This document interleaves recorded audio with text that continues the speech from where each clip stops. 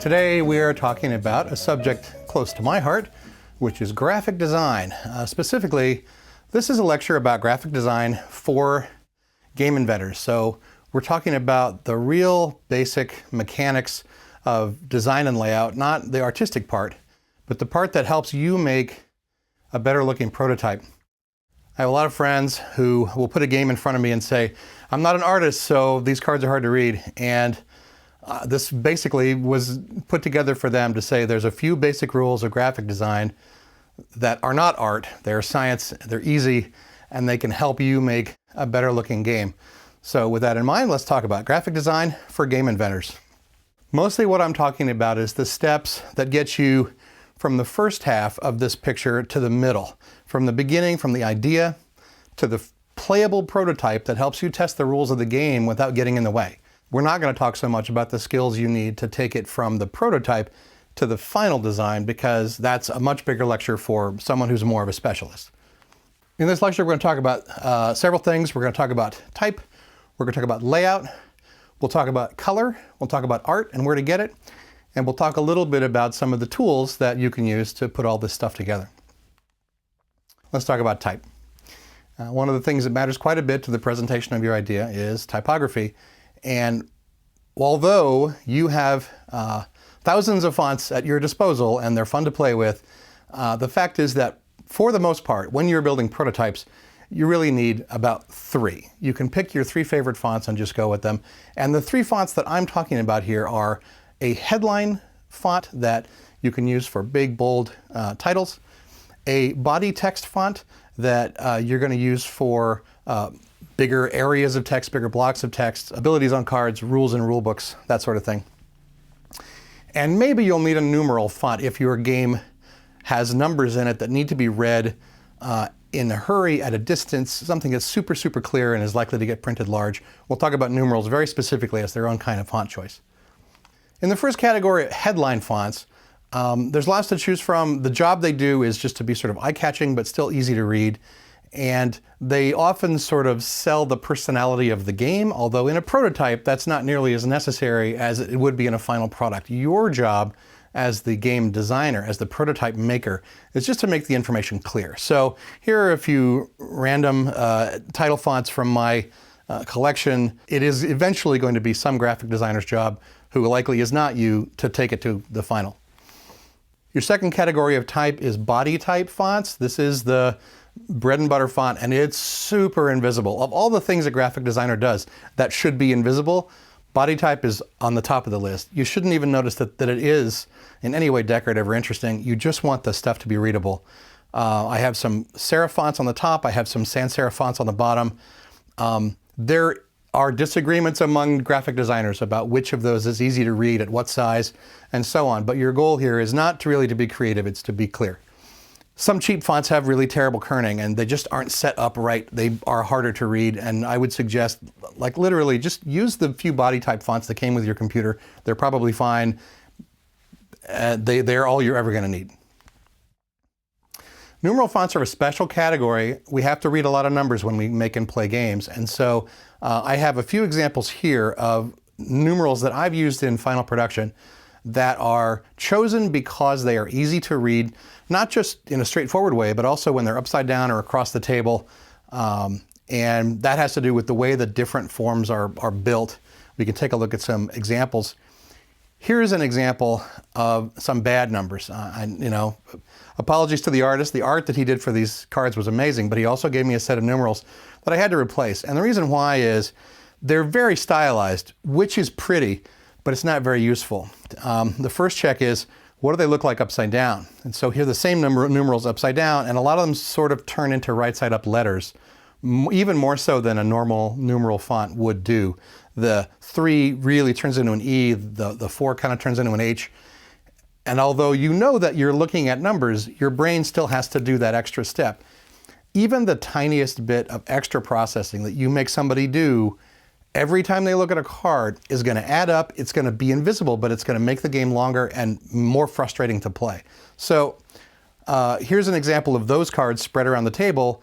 Look at this mix of cards and see if you can tell what number is missing and how long it takes you to do that. And it is difficult because the numbers just, they don't read very well when they're all jumbled up. So for this game, I replaced the numerals that came with the art with a set of numbers from the font Mouse Memoirs, which is a sort of a stylized Disney-style font. It has numerals with more character, and you can see that right away when you turn them upside down. The 9 still looks like a 6, the 6 still looks like a 9, because that's how everyone builds fonts. And in fact, for this game, Pairs, we wrote the letters SIX instead of the number 6, just to make it a little easier to read upside down. But these don't pop into letters when they're upside down nearly as easily as that first set of numerals do. That's why the Mouse Memoirs numbers are going to be better for this game. There's the same jumble of cards, but this time with the new font, they're a little easier to read upside down, and really that's all I'm going for, is a little bit of improvement, because it happens so many times, because you read these cards so many times in the course of play. That little bit of improvement is going to go a long way. There's those number sets next to each other, right side up and upside down. And here's some examples from real cards that I've done. The font, what the numbers look like on their own, and then what they look like once I've given them a final type treatment. This is far more than you're going to need to do when you build a prototype, but this is what you're going for as you move toward the final version. Typefaces mean things. The reason there's thousands of fonts is that all of them communicate something different about the personality and style of the game. This is, again, not something that you really have to worry about when you're building a prototype, but here's what the graphic designer of your project is going to have to do with what you give her after you're done with it. So we're going to use a basic game called Andrew the Game. I tried to think of a game title that wasn't a real game title, and it's not easy. By now this might be a game too, I don't know. But Andrew is our game, and we're going to make some different type treatments of this logo to see what that suggests. This first one, take a look at the letters, see what they say to you. What they say to me is this is kind of a mystery horror game. This is like a Edward Gorey style murder mystery game, or something that takes place, you know, in a 1830s train yard.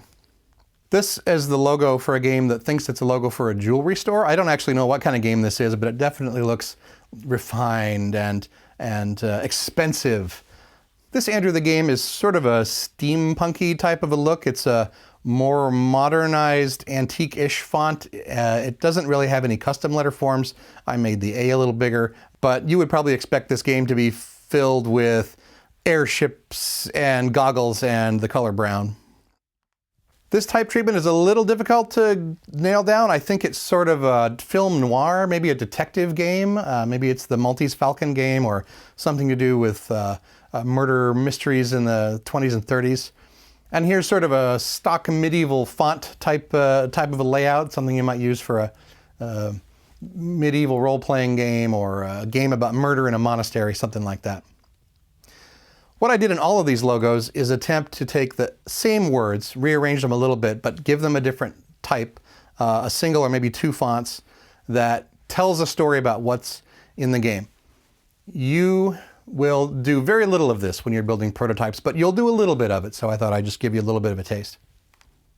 Difficult on Purpose is a style of design that graphic designers love for certain applications.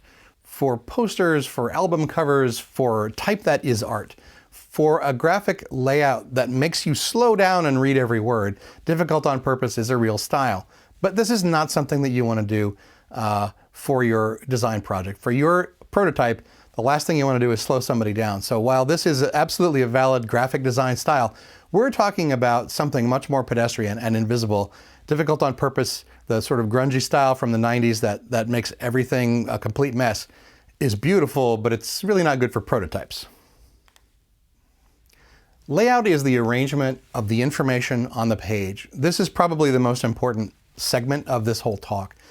We're talking about a logical way to arrange information so that people's eyes find it in the order that they need to see it. And this is not something that just happens automatically, but it is something that you can learn. We're going to talk about a single example, go into a lot of detail, and talk about how I would lay out the information on this card to make it easy for me to read. Because nobody wants to read this. This is Difficult on Purpose. This is artistic and beautiful, and there's lots of great art that looks exactly like this. But the reason that I built this slide is that when I look at some prototypes layout, this is what I see. I see things that are in completely the wrong order, and the problem with it isn't that they're ugly. Of course they're ugly, they're prototypes. The problem with it is that I am blocked from playing the game that the designer wants me to test.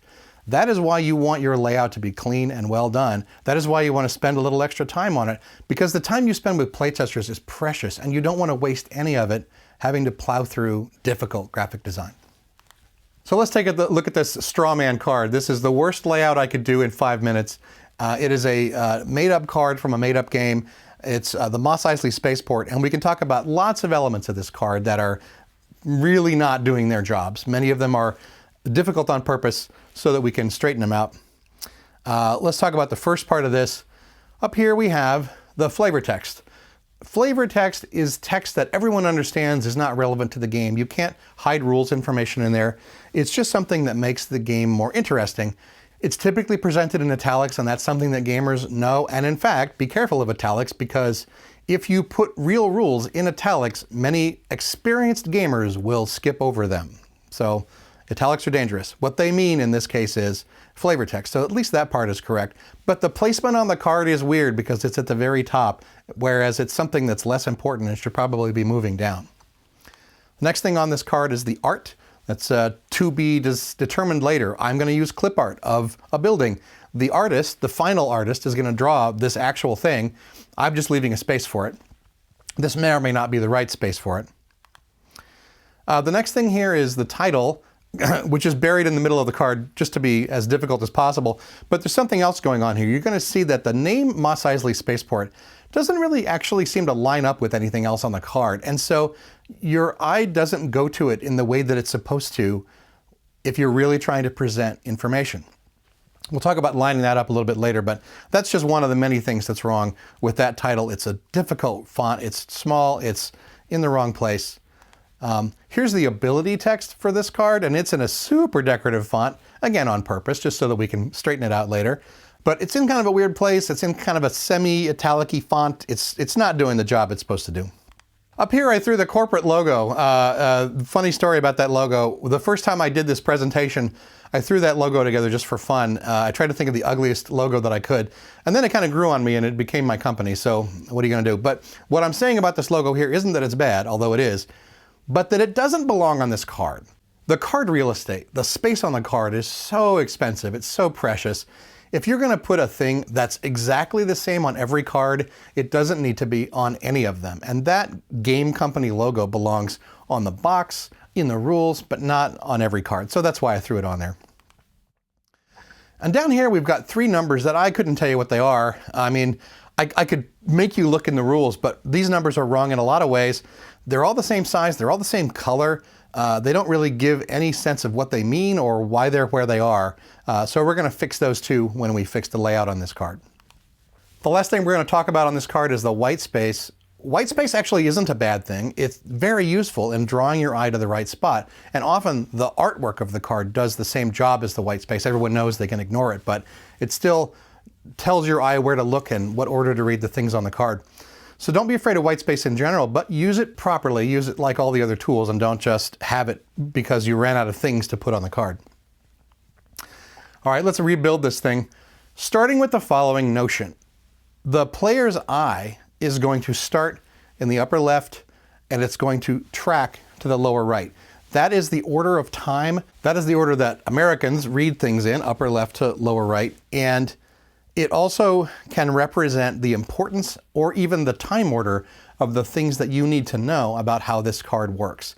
We're going to have a lot of elements here. We can't read them all at once, so let's put them in an order that makes sense from the time we need to know them and also how important they are.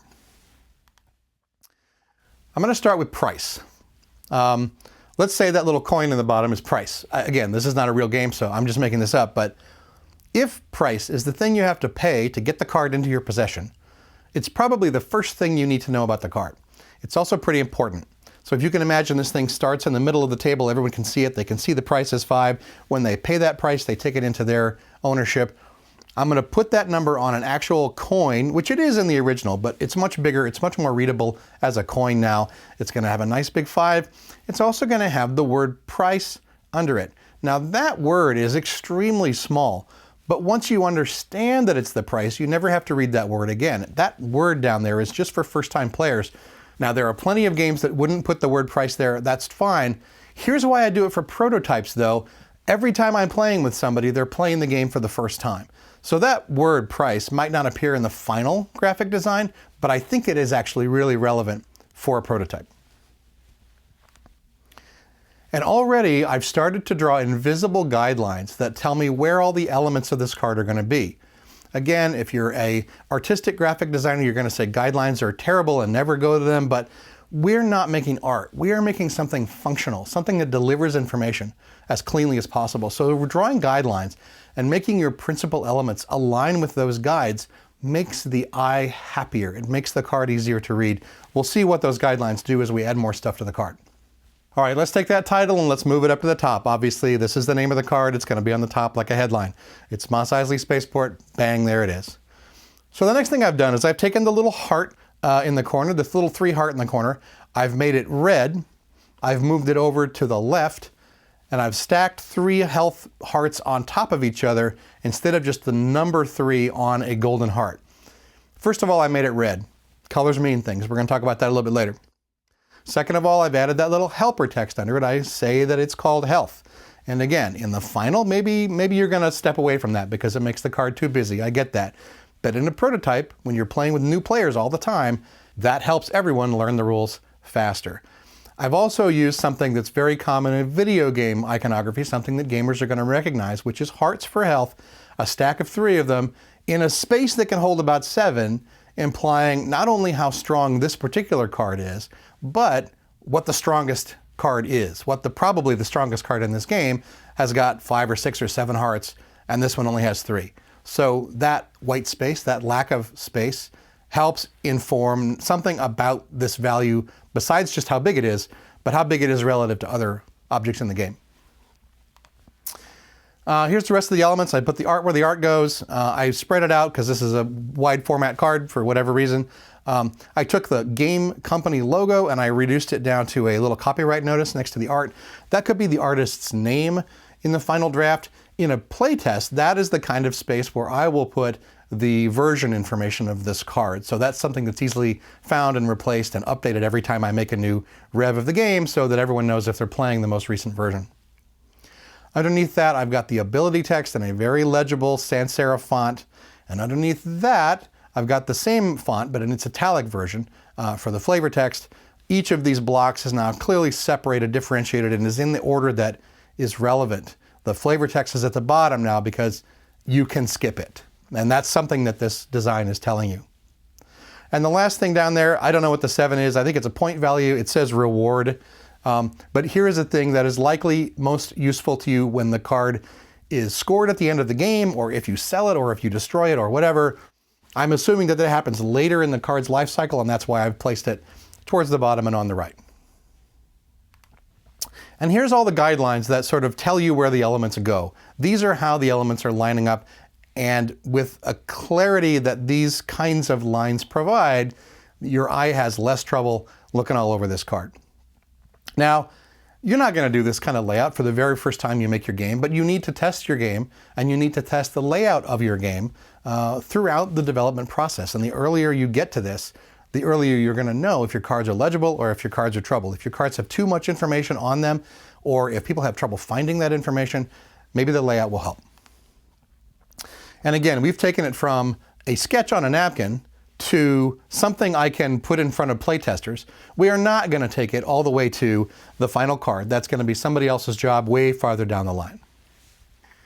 What I talked about with that card example was a kind of card that spends most of its life in full view. So let's talk about cards like that. Mos Eisley is an example. There are some other ones here. There's a Deadwood card that spends all of its life in full view. There's a card from one of my games, Young Jacob Marley, spends most of its time in view. There's also poker cards, but from video poker. And I want to talk about those specifically. Video poker isn't actually playing cards, it's something else. And the way those cards are designed is very specifically for that game. They are only ever going to appear upright. They are never going to be held in a hand. You're going to see the whole card at once. And you want to be able to see it when your eyes are blurry because you've drunk too much and you're old and your oxygen tank is almost empty. you don't need the usual design of a playing card. You need a big fat number, a big fat suit, a copy of that suit so that it still looks a little like a playing card. And they do something very special on the aces in video poker. They put a blazon on those aces so that they look like they belong in the same category as face cards. And the reason for that is simple. Jacks or better is a different hand from tens or less. A pair of tens isn't nearly as good as a pair of jacks, and that dividing line, including the face cards, also includes the aces. So they put that blazon on the aces so that they feel like part of the block of face cards. On the aristocrat card there, you can see there's a flavor text section, there's an art section. Everything about that card below the top fold is irrelevant to the gameplay. It's fun to read, but often that part of the card gets covered up with chips, and yet people around the table need to be able to read the 10, the A, and the 4, even when there's chips sitting on the card. That's why those are all promoted to the top. That's why they're as big as they can be, and that's why they're in a font that reads well upside down. I've also made the 4 white and the 10 black so that the functionality of those two things is clearly different. The 10 is the principal of the loan, and that is lent to this person by the player. The 4 is the interest paid by the loan, which is put on the loan by essentially this card, but it comes out of the bank. So 10 and 4 both mean the same thing, but a little different. That's why they're the same font, but different. And that's why I've got them labeled, even in this final layout, labeled principal and interest. So there's another card that spends its life in play. The Deadwood card, all of the stuff on the card except the dice and the number are flavor text, and that's why they're minimized. There's a great description of the scene there. There's the name of the scene. There's the name of the actors and what they're saying, but all that really matters to the mechanics of the game are the 1, the 2, the 5, and the 4, and those are big and pronounced. This card is designed for dice to sit on it, so a die can be sitting on that number 2. It never has to be in anybody's hand. It never has to be read in a hurry. Sometimes cards are going to be in your hand for their whole lives. So cards that are only ever in your hand have a different set of restrictions and requirements.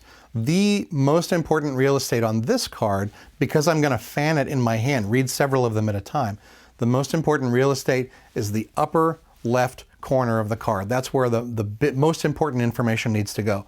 So you can see that on these first cards from Give Me the Brain, the title of the card goes across the top, the cost of the cards, which is those hands, as well as what type of card it is, goes down the side, and on the few cards that need it, the difficulty, which is the number under the brain, is also down the left side. The middle of the card tells you what it does when you play it, and of course you need to be able to read that too, but if you remember which cards do what, just the title is enough as long as you have it in your hand. These cards from Kill Dr. Lucky, the most important distinction about these cards is what type of card they are. There's failures, weapons, and moves. That information is written across the top, but the initial of that is in the upper left corner. That's the most important thing I want to tell you about this card so that you can sort your hand. So F, W, and M. And I picked 3 different card names to start with 3 different initials, and I made them different colors so that it was super easy to tell what's in your hand. Down the side, you've got the size, the sort of the value of the card. You've got the number of luck that it provides, which is a different mechanic, but it needs to be easily seen quickly. And then in the middle, you've got a picture and some flavor text and a little bit of effect text on some of the cards down at the bottom. But again, the most important stuff is up in the index, up where you can see it all the time.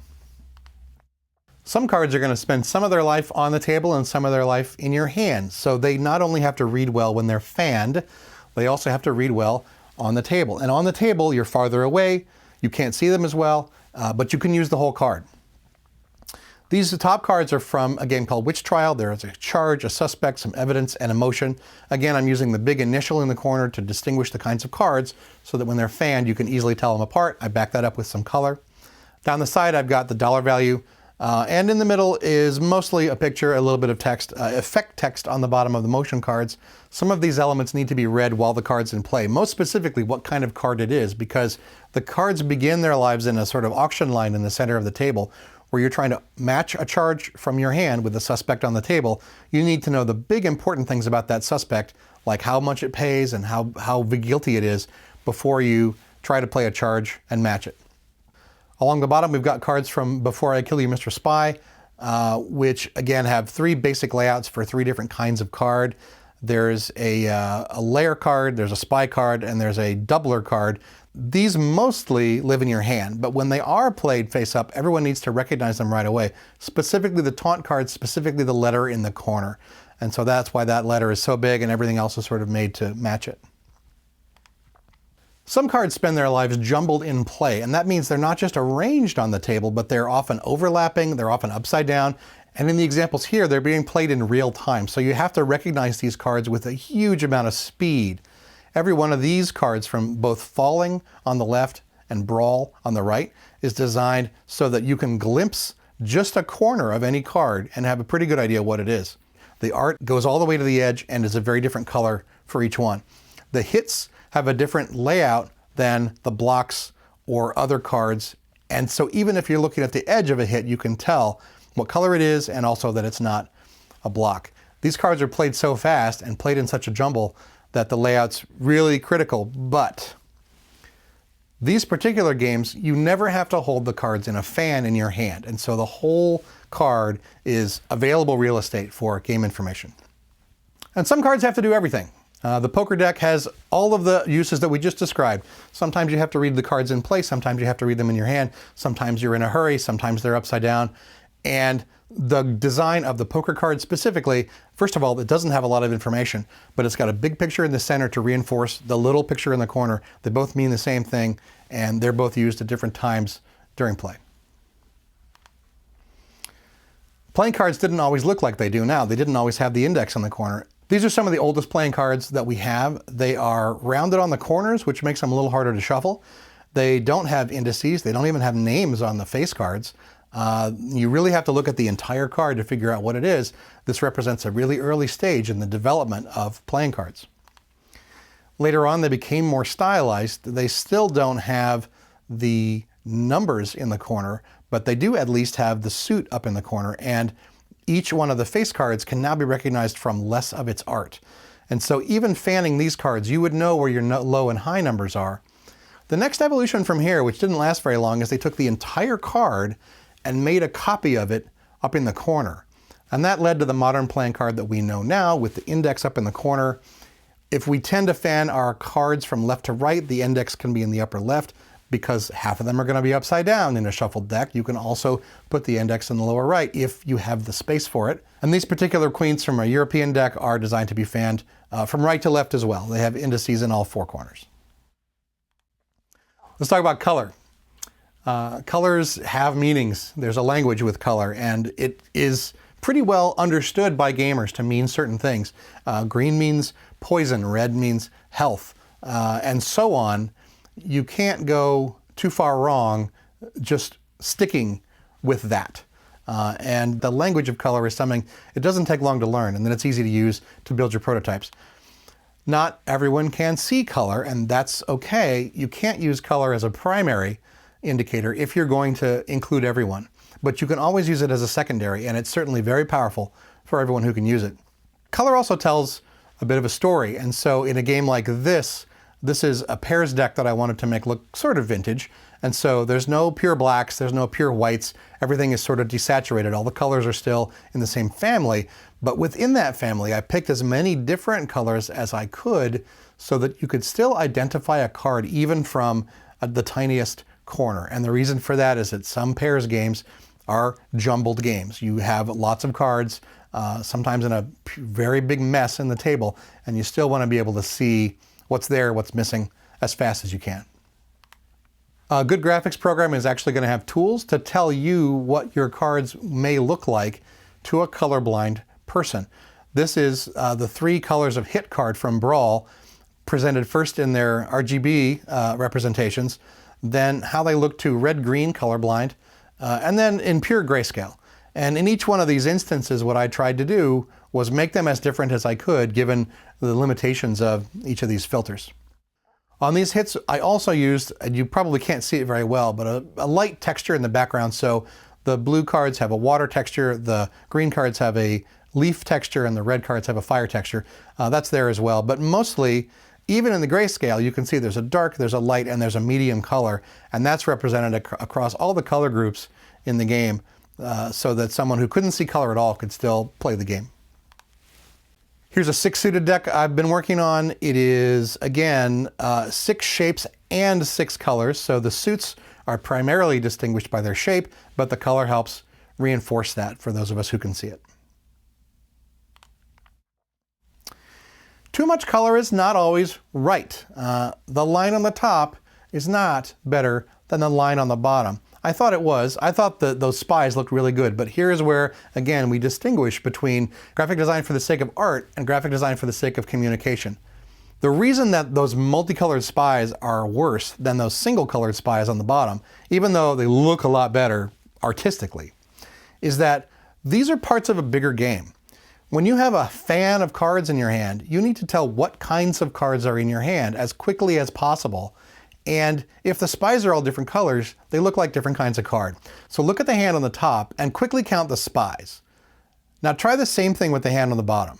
On the top, all 4 of those cards are a different shade, and yeah, they have a similar layout, but they're so different in color that your hand looks like a mess. And I've said this before, but every tiny half second that you can save people in trying to figure out what the game is doing, what they're holding, or how it works, is going to add up and make your game play cleaner and smoother. So that's why we went from multicolored spies, which look great on the press sheet, to monocolor spies, which do their job. Color can burn you, of course, don't overdo it. It's possible to put blue letters on a red background, but you don't want to because, again, you're just being difficult on purpose. White letters on a dark background, dark letters on a light background. What's worse about this than it looks on your computer screen is that something that looks really clean on your screen is going to turn into something muddy. Remember, we're talking about small letters on playing cards. We're not talking about posters. When the letters that you have outlined in a 4-color brown are printed, every one of those 4 colors of that brown are going to have a different dot gain, and the noise around them and the bleed around them is going to turn them into mud. So white letters on dark is really hard to print at home. I recommend you don't do it. It also just uses up a lot of ink. I think it's better for prototypes to use really, really light colors and dark printing. It uses less ink, it's easier to read, it doesn't bleed as badly. Let the final graphic designer with the high quality printer do white letters on black, but don't do this at home unless you absolutely have to. Something else you need to know when you're working with color is that RGB has a much broader gamut than CMYK.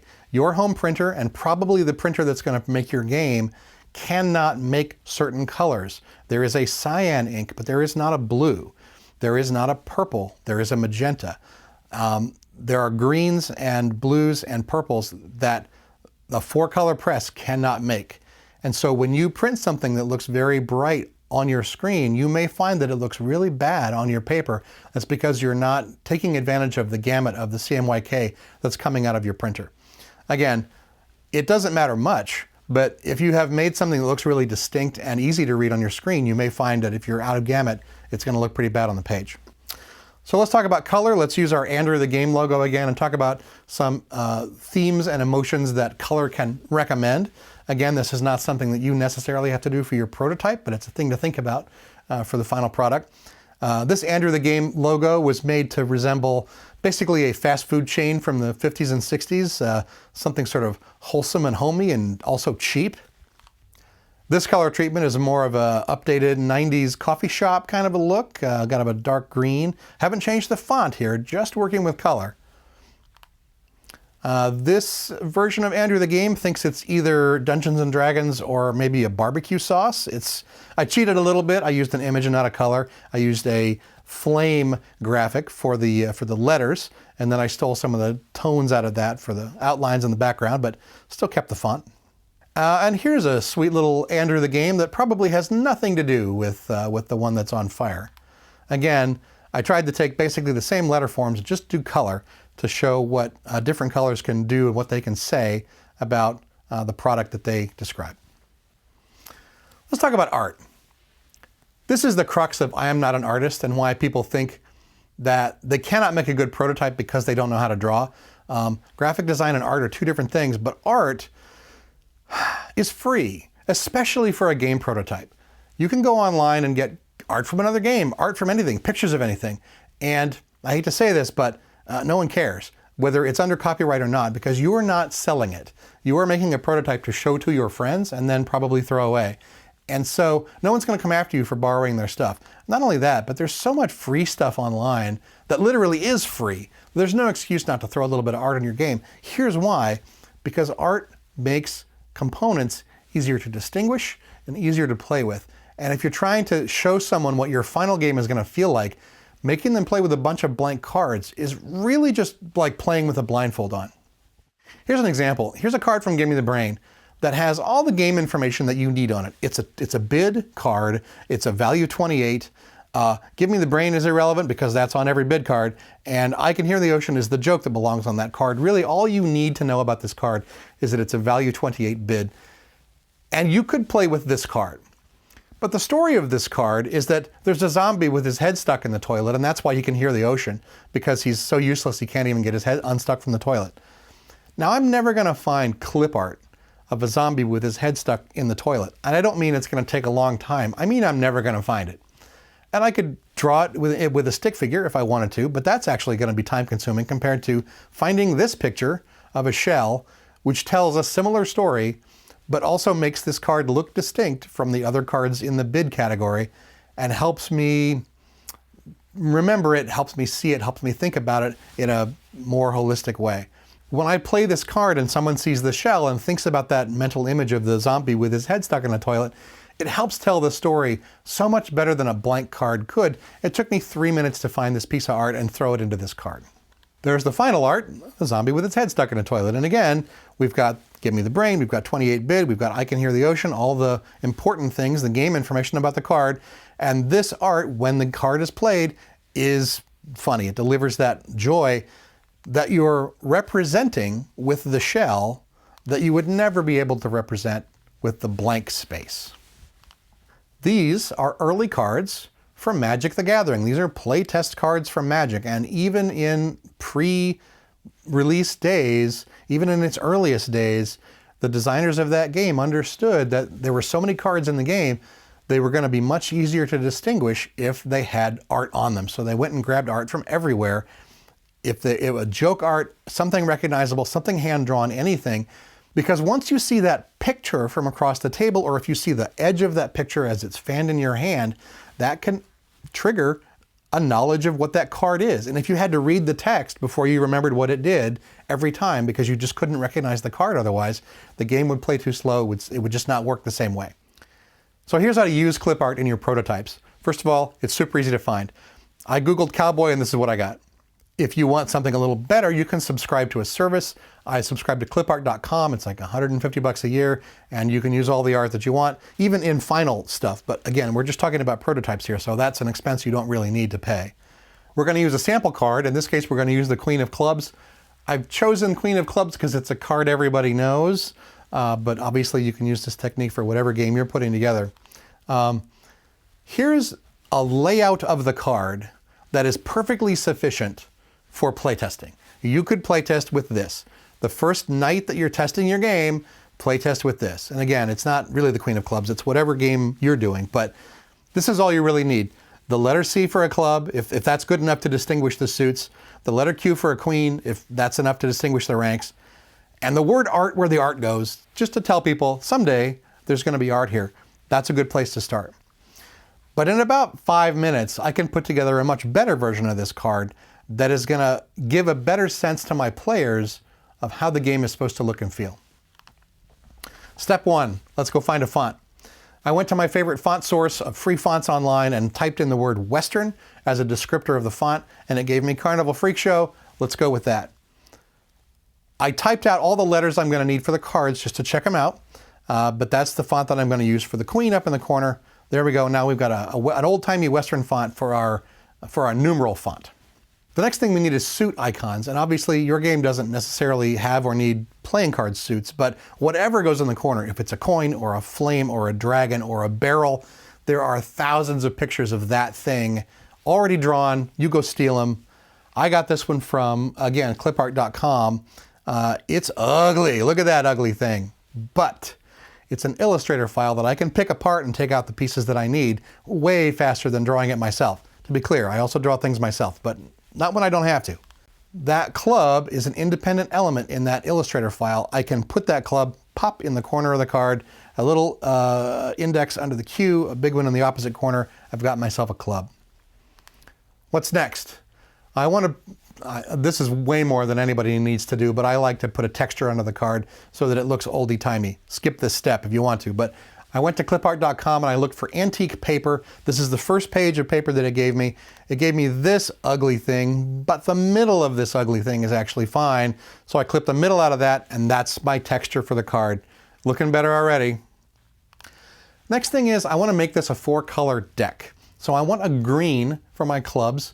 For my colors, I actually just went to Google and typed in Western pattern, and this is one of the first things that I got. Colors are more complicated than we give them credit for. You just don't want to pick a green, you want to pick the right green. And I wanted to pick a green that went with the blue and red and gold and brown that I'm going to use in this deck. So I got a Western pattern that all I care about is the colors. This is obviously proprietary. It's shot through with watermarks so nobody can use it, but I don't care about the cactus. All I care about is the color. So I sampled that green color and I used that for my letters and my clubs. And that's my color block. That texture down there is my palette for the whole game. And finally, I want a cowboy, or a cowgirl in this case, for the center of my queen. So I went back to clipart.com and looked for a set of images because I know I'm going to use them on all the cards. I looked for a set of cowboy images that looked pretty good. I found this queen. I didn't like how pink it was. I wanted to make her green, so a little bit of work in Photoshop, tinting all of her pinks to green, and now I've got a queen of clubs that, again, in like 5 to 10 minutes is way better than what I started with. Is it worth it? Maybe. Any one of those steps makes the card a little better. And every one of those steps makes the card more accessible. And I'm talking about putting this card game in front of new players who are not necessarily gamers. They're willing to play a game, but they're not necessarily willing to fight through bad layout to have fun. And that's why it's worth it at a certain stage in playtesting to get all the way up to a card that looks pretty good. This is probably not going to be the final art of the game, again, but it's going to be what I hand to the graphic designer and say, make it look at least as good as this. Here's some clip art that I used in a prototype of a board game. This is the Island of Dr. Lucky, and these clip arts of a house, mountains, trees, water, there's my number, some cards, a plane, all of these things just came offline from searches for those things. Search for icon and whatever you're looking for, and you'll find the art that you want. Certainly good enough to slap onto a prototype board. On a lot of my videos, I get questions about what tools I use. I'm finally going to answer some of those questions. Tools do matter to this process, but not very much. You just have to pick something that you know how to use and use it. You will need, at minimum, a layout tool. When I got started, the layout tool that I was using was part of a package called Greatworks. It shipped with the Mac Classic, and it had an integrated database and spreadsheet and layout and graphics programs, the likes of which I have never found again. I could actually take a spreadsheet and poof, turn it into cards. Can't do that right now. Mostly doing it by hand. From then I moved on to Quark Express. That's a layout program that many people know. From there I moved to Adobe Creative Suite. I've been using CS5 since about 2011. That was back when you could still buy it. Now you have to rent it. It's getting more and more expensive, and so there are alternatives. Just search for Photoshop Killer or Photoshop Replacement, and you'll find things like Affinity Photo and Affinity Designer, which are things you can buy fairly cheap that do all the jobs you need them to do, but for way less than renting Photoshop. Adobe Creative Suite, should you choose to get it, has all these wonderful things in it, but there's basically only 3 things that you need. There's Photoshop, there's Illustrator, and there's InDesign. All 3 of those packages do something a little bit different, so let's talk about each one in turn. Photoshop is for photos. It's for bitmapped images. It's for fixing problems in color balance. It's for dealing with bitmaps. Illustrator is an art program for vector files, things that are scalable, things that are made out of lines instead of dots.